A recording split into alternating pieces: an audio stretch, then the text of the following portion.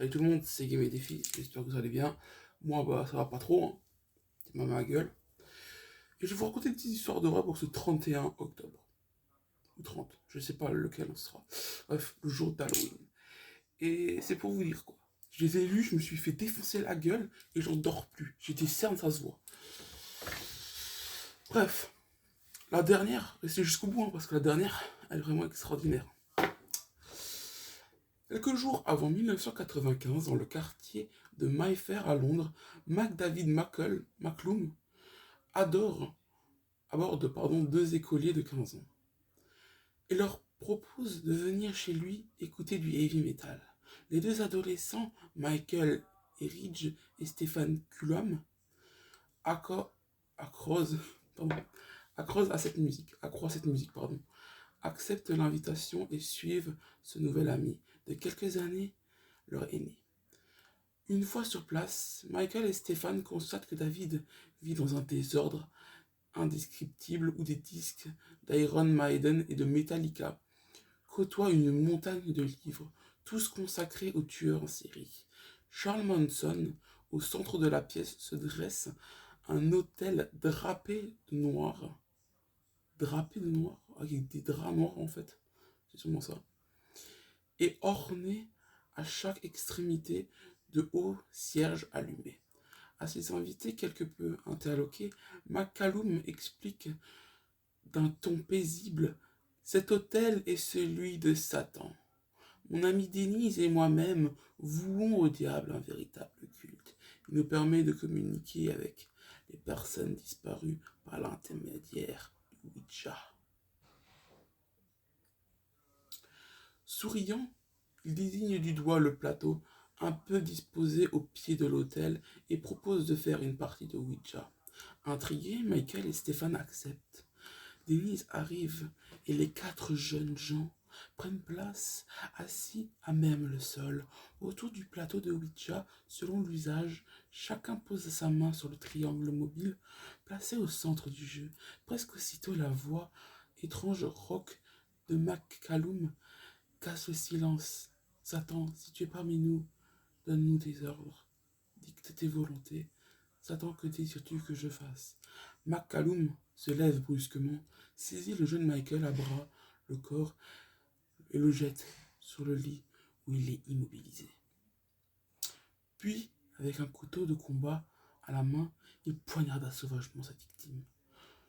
La longue lame effilée s'abat 11 fois sur le corps du malheureux garçon. Denise, qui maintient tant bien que mal Stéphane, hurlant de peur, crie enfin à McCallum: arrête David, mais arrête-toi, il est décédé. Dans un sursaut, Stéphane parvient à se dégager et s'échappe à toute vitesse. Restés seuls, David et Denise enroulent le cadavre dans un drap et une couverture. Ils ont décidé de le transporter dans le coffre de la voiture. Ils s'en débarrassent dans une décharge publique. Arrêtés peu après, sur les indications fournies par le rescapé de la tuerie, il s'avère que les deux adorateurs de Satan faisaient l'objet d'une double enquête psychiatrique et policière. Lors de sa comparution en justice, David expliqua que des voix transmises par le Ouija l'avaient poussé à commettre ce crime. Les juges le firent enfermer à vie à l'hôtel Broadmoor, à l'hôpital psychiatrique à haute sécurité. Ils condamnèrent son complice à 10 ans de réclusion dans un autre établissement psychologique. En fait, les deux, ils n'étaient pas du tout voués à Satan, quoi, en fait. C'est juste qu'ils étaient complètement fous.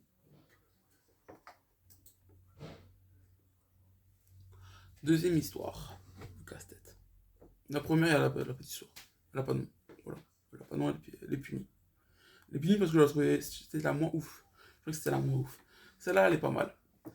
Une femme âgée vivait seule, décidait de faire un casse-tête dans son salon pour passer la soirée. Dehors, c'est le noir total. Au fur et à mesure qu'elle assemble les pièces, une impression étrange la saisit. Elle reconnaît peu à peu dans son puzzle le décor de son salon, puis sa télévision, puis elle-même, de face, de plus en plus fébrile. Elle continue. Les dernières pièces du puzzle qu'elle assemble sont celles de la fenêtre derrière elle. La toute dernière pièce du coin de la fenêtre montre le visage terrifiant d'un homme la regardant. Bah ouais, peut-être que c'est pas une impression, peut-être qu'il y avait bel et bien un mec. Troisième et dernière histoire, la poupée.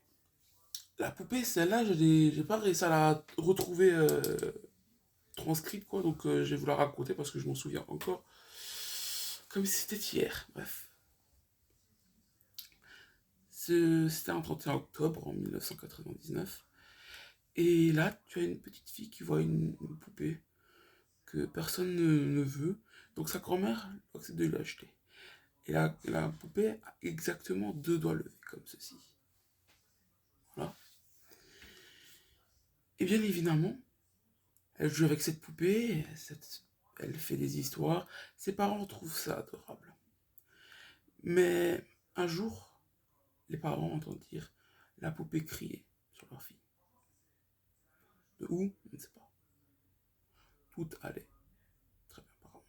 À chaque fois qu'il la voyait avec cette poupée, il sentait qu'il y avait un truc qui n'allait pas, mais il ne saurait pas dire quoi.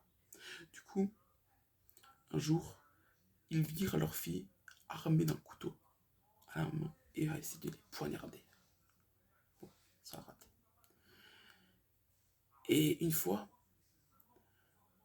qu'ils avaient un peu plus confiance de nouveau en leur fille, ils se sont dit, bah tu sais quoi chérie, on va aller dans un resto. Ils sont allés dans un resto et la poupée dit quelque chose à la petite fille. Quoi? On ne sait pas.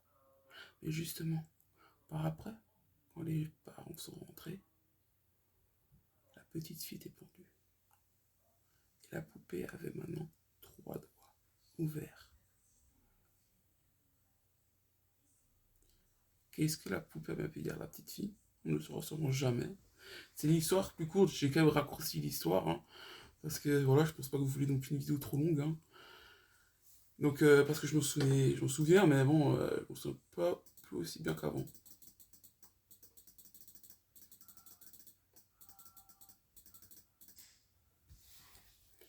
Et du coup, bah, je pense qu'on va s'arrêter là, parce que voilà, parce que je disais que la vidéo soit un peu plus courte que d'habitude, mais je peux pas faire plus, quoi.